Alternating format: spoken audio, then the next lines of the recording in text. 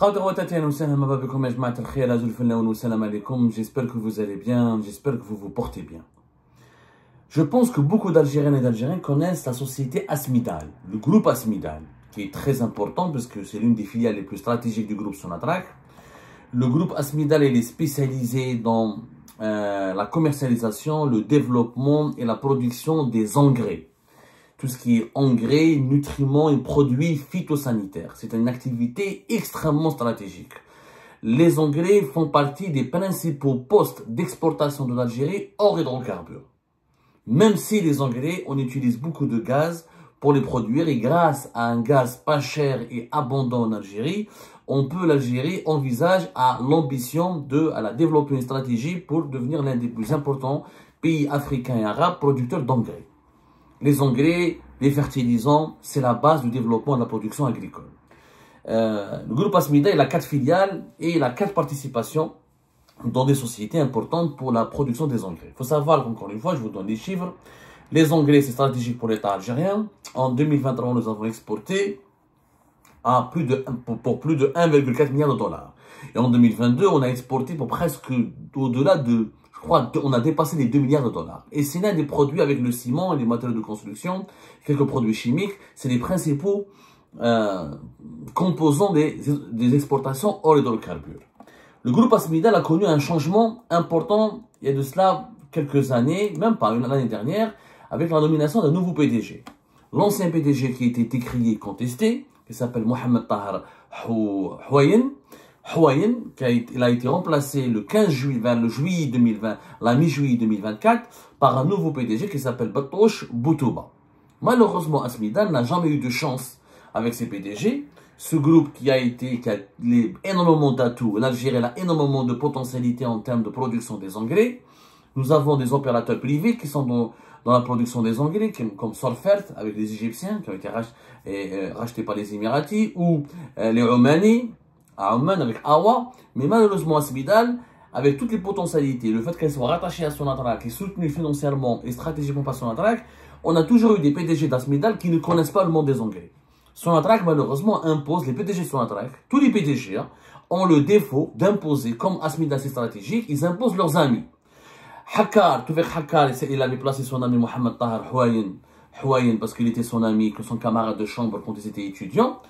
Djatou Rachid Hajiji, il a fait la même chose.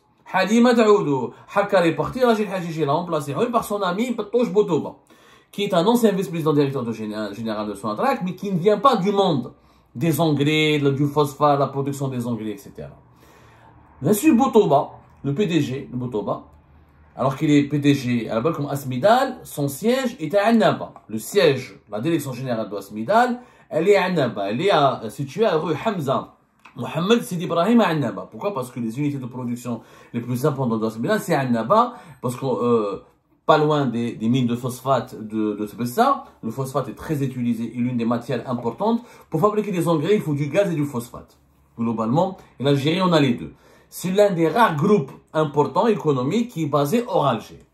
Sauf que nous avons confirmé au cours de nos investigations, imaginez bien, que l'actuel, celui qui est PDG de Asmidal depuis maintenant presque une année, M. Boutouba, qu'est-ce qu'il fait? Ça fait plus de 1 mois que M. Boutouba, Batouche Boutouba, ne s'est pas rendu dans ses bureaux. Ça fait plus de 1 mois. Voilà, je ne même pas la direction. Il n'occupe même pas son bureau. Pourquoi? Alors, il a d'abord décidé, il a préféré passer le mois de Ramadan avec sa famille à Alger. Donc, il a passé tout le mois de Ramadan à Alger. C'est le mois de mars dernier. Quand le mois de Ramadan a pris fin, il a décidé de passer une semaine de l'Eid à Alger avec sa famille. Ensuite, depuis le Ramadan, ça fait pratiquement 3 mois maintenant. Ramadan, c'était au mois de mars. Là, nous sommes à la mi-juin. Ça fait 3 mois, pratiquement 4 mois. Mars, avril, mai, juin. On est dans le 4e mois. Il a décidé de prolonger son absence. Il ne va pas à la direction générale du groupe Asmidal. Il ne se rend même pas dans son bureau. Pourquoi? Avec sa femme, elle est malade. Elle est diabétique. Comme elle est malade, il doit rester à son côté. Ya habibi. Ramadan, ma t'khdemch. L'Eid, ma t'khdemch. Ensuite, ta femme, elle est malade, ma t'khdemch. Mais pourquoi tu es PDG d'Asmidal? 4 mois qui ne s'est pas présenté à son bureau à la direction générale d'Asmidal à Annaba. Qu'est-ce qu'il fait pour faire semblant qu'il travaille?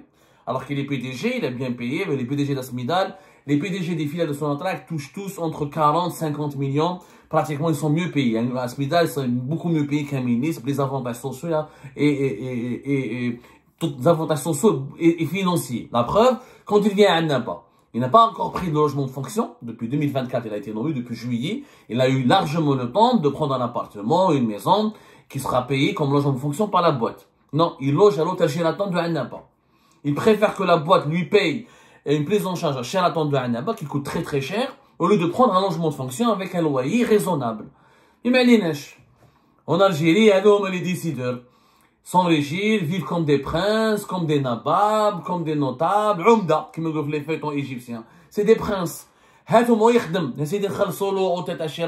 pris en charge à Sheraton, on lui paye tout. Au moins, c'est efficace. Le monsieur se présente même pas, il n'est même pas présent dans le bureau. Il vient même pas dans les locaux. Il n'est même pas présent physiquement dans son bureau de PDG. Qu'est-ce qu'il fait?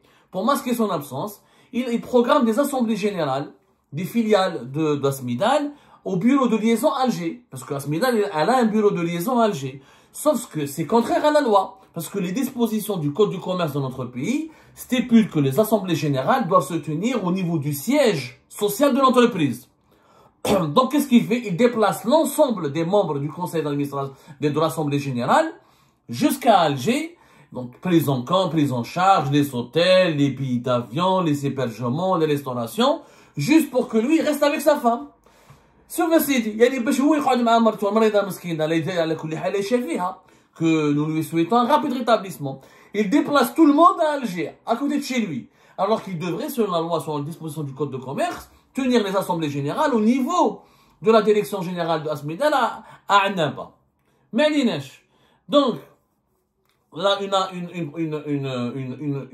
une absence qui se prolonge. Le monsieur, d'ailleurs, le PDG d'Asmidal, monsieur Boutouba, monsieur Boutouba, je me trompe de son nom, comme il m'a énervé un petit peu, je me trompe de son nom, c'est pas Boutouba, Boutouba, voilà, c'est Boutouba, Batouche Boutouba. C'est un inconnu, yani. Tellement il n'a pas marqué son entreprise et ses collaborateurs, on n'a même pas retenu son nom. Il est absent. Taïd, Ramadan, ma femme elle est malade, etc. Donc, depuis son installation, selon nos sources, depuis son installation à la tête d'Asmidal, il ne s'est pas engagé dans aucune mission importante. Il fait que déléguer ses prérogatives à ses collaborateurs. Pourquoi? Parce qu'il n'est pas compétent dans le domaine. Il n'a rien à voir avec le domaine des engrais. Donc, comme il ne connaît pas, et pour ne pas commettre des erreurs, pour se mettre à l'abri, pour ne pas avoir pour ne pas assumer une quelconque responsabilité en cas d'échec, il délègue.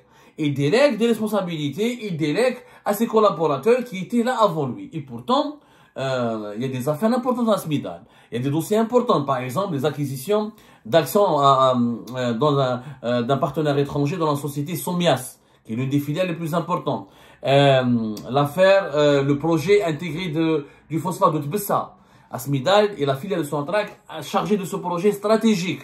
Un projet d'un investissement de 6 à 7 milliards de dollars qui vise à transformer l'Algérie, à transformer l'Algérie en un grand pays producteur de phosphate et l'un des pays les plus importateurs et l'un des pays les plus importants en termes d'exportation de phosphate, comme le Maroc dans la région, pour concurrencer le Maroc. Un projet très important. Makesh, parce que je le projet Hada, et ce projet est à l'arrêt. Et nous avons découvert des choses très inquiétantes, voire des informations très troublantes. On en parlera plus tard. L'affaire Fercial. Rappelez-vous que l'affaire Fercial, depuis le 12 juin 2024, elle est devenue 100% propriété du groupe Asmidal. Fercial a été racheté. Le groupe Villar, le groupe espagnol Villar, qui était actionnaire avec Asmidal de la société Fercial, qui est l'une des sociétés les plus importantes productrices d'engrais et l'un des plus importants exportateurs d'engrais du pays, qui a connu des chamboulements majeurs. Les Espagnols, ce sont eux qui ont lancé le projet. Ensuite, il y a eu un conflit qui date depuis 2018. Les Espagnols, depuis 2018, ont voulu partir. Le groupe espagnol Villar Mir, qui est à l'origine de la prospérité, de la réussite de Fertial. Il a vu que l'Algérie est un pays difficile. Il a vendu d'abord à Ali Haddad. Ensuite, après le Hirak et la crise politique de 2019, Ali Haddad, ses actifs ont été gelés. Donc, le groupe TRHB a disparu, il a été éjecté. Il fallait que le groupe Villar, Mir, trouve une autre solution avec son attaque. Et en juin 2023, il y a eu même une procédure d'arbitrage international qui a été conduite en mars 2021. La sentence, elle est tombée en juin 2023. L'Algérie, elle a perdu. Elle a été condamnée à payer plusieurs dizaines de millions d'euros de dédommagement au groupe Villar. Donc, il fallait trouver une solution. Ce dossier a été d'ailleurs, l'affaire Fertial, a été gérée dans la plus grande opacité. Elle a été finalement rachetée par la Smidal. Pour combien de prix? On nous sort 120, des sources par 230, d'autres sources par 240. Il n'y a aucune communication claire, lucide et transparente à ce sujet. Aucune.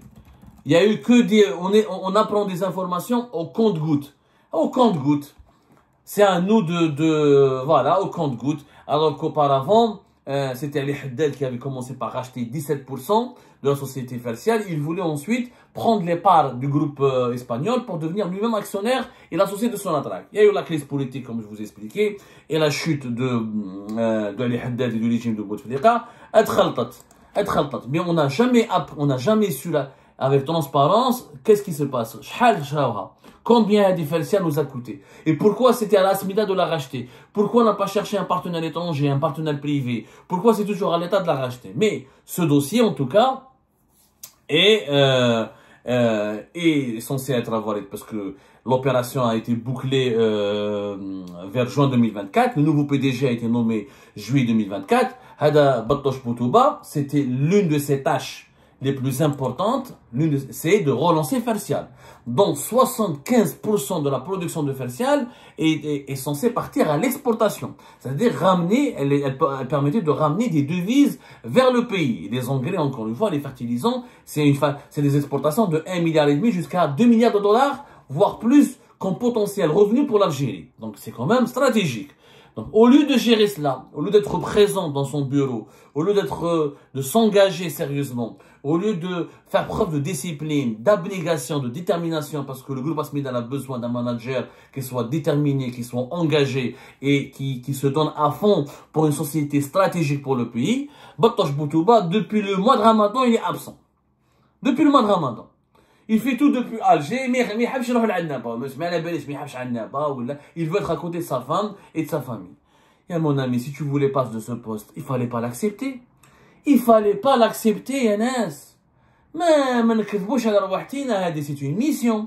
Ça, c'est un sacrifice pour le pays. En plus, il a un salaire, il a des avantages, prise en charge de Sheraton, des moyens des chauffeurs, des primes. Chou, les gens... Mais c'est du jamais vu, ce manque de sérieux, cette indiscipline, ce foutage de gueule.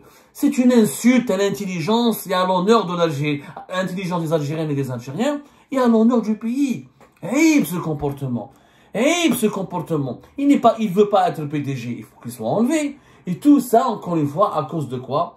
À cause du copinage.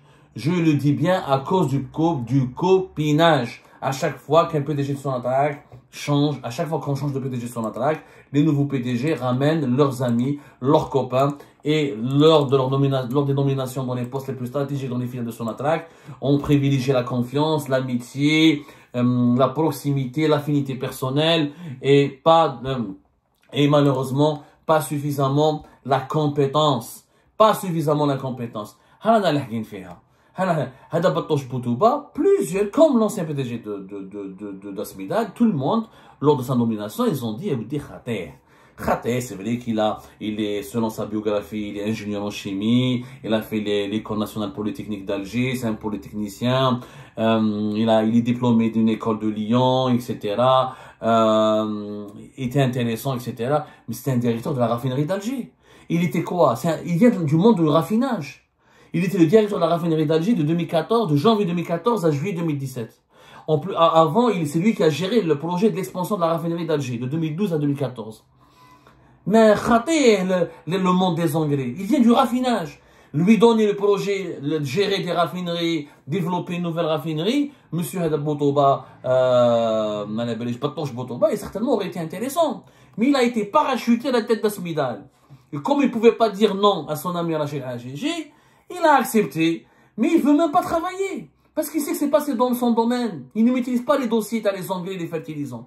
Donc, il veut pas y aller, il délègue, il organise des réunions à Alger. Je crois qu'il essaie de trouver les justificatifs pour que la direction générale de Sonatrach l'enlève de ce poste. Certainement, il n'est pas content, il n'est pas épanoui, il se retrouve pas dans ce poste. Je pense que M. Botoba est perdu, complètement perdu, donc il ne veut pas travailler, il est démotivé. On ne va pas garder un PDG démotivé. Il nous coûte de l'argent, des avantages sociaux, financiers, des prises en charge. Et ça fait une année que ça dure. Ça fait une année. Asmida, c'est pas n'importe quoi. Le projet du phosphate intégré, c'est parmi les projets les plus importants pour l'industrie de l'avenir, parmi les projets industriels les plus importants pour l'avenir de l'Algérie. Et c'est l'un des projets industriels les plus importants à l'échelle africaine. Il peut pas le gérer par un homme démotivé, qui veut pas quitter sa femme parce qu'elle est malade, qui veut pas passer le ramadan loin de sa famille, qui veut pas passer les sans sa famille. C'est pas sérieux. C'est pas sérieux. À un moment donné, ce comportement puéril, infantile, inconscient, irresponsable, c'est devenu un bazar. L'État algérien doit sévir. La présidence algérienne doit imposer le sérieux. Le PDG de Sonatrach, il doit oublier ses amitiés, mettre ses amitiés de côté et sévir et prendre des décisions et imposer la discipline. On a besoin, à la tête du secteur stratégique, de techniciens, de dirigeants compétents qui connaissent le domaine. Arrêtons de mettre un vétérinaire à la tête d'un département de la pharma, à la tête d'un département de pharmacie, prendre un pharmacien pour aller soigner les animaux, ça se passe pas comme ça. Les engrais, le phosphate, l'industrie des fertilisants a besoin d'un niveau de techniciens qui connaissent ce domaine, de managers qui connaissent les spécificités de ce domaine, qui soient motivés à construire une carrière dans ce domaine, à s'engager en permanence et au quotidien pour le développement de la société qu'il est appelé à diriger. C'est pas le cas de M. Botoba. Il faut que ça change. Et il faut que ça change en urgence.